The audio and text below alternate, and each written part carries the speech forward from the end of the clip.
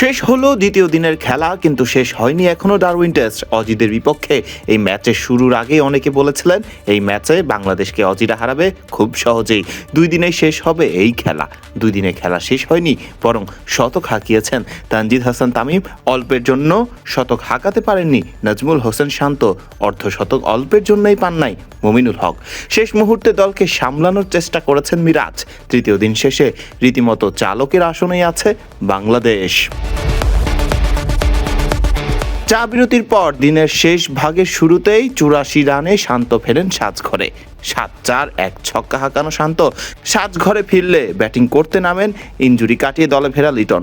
রানের খাতা খোলার আগে লিটন ফিরলে দ্রুতই এরপর সাজঘরে ফিরেন অভিজ্ঞ মুশফিকুর রহিমও। মুশফিক ফিরেছেন ব্যক্তিগত 36 রানে কামিন্সের শিকার হয়ে। তবে এরপর ফের আবার জুটি বাঁধেন অলরাউন্ডার মেহেদী হাসান মিরাজ এবং হাসান মাহমুদ। দ্বিতীয় দিনের খেলা শেষে 6 উইকেট হারিয়ে 351 দলীয় রানে ক্রিজে অপরাজিত আছেন হাসান এবং মিরাজ। 153 রানের লিড নিয়ে এগিয়ে থেকে তৃতীয় দিনের খেলা শুরু করবে এই দুই ব্যাটার। এর আগে দিনের শুরুতে ব্যাট করতে নেমেছিলেন মমিনুল হক এবং তানজিদ হাসান তামিম। 50-র কাছাকাছি যেও নিজের অর্ধশতক ছুঁতে পারেননি মমিনুল হক। ফিরেছেন ব্যক্তিগত 49 রানেই। মমিনুল ফিরলেও অধিনায়ক শান্তকে নিয়ে জুটি বাঁধেন তানজিদ হাসান তামিম। অর্ধশতক হাঁকিয়ে সেঞ্চুরির দিকে আগে বাড়ছিলেন টাইগার এই ওপেনার। এরপর ইতিহাস গড়ে সেঞ্চুরি তুলে নেন তানজিদ হাসান তামিম।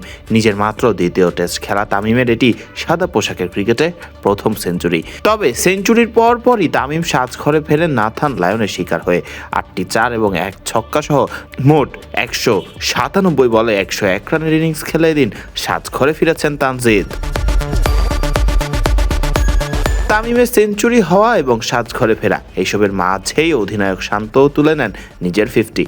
তামিম ফেরার পরে হাল ধরেন মুশফিক এবং শান্ত ধীরে ধীরে হাঁটছিলেন সেঞ্চুরির পথেই। তবে চা বিরতির পরই সাজঘরে ফিরে যান অধিনায়ক শান্ত নিজেও।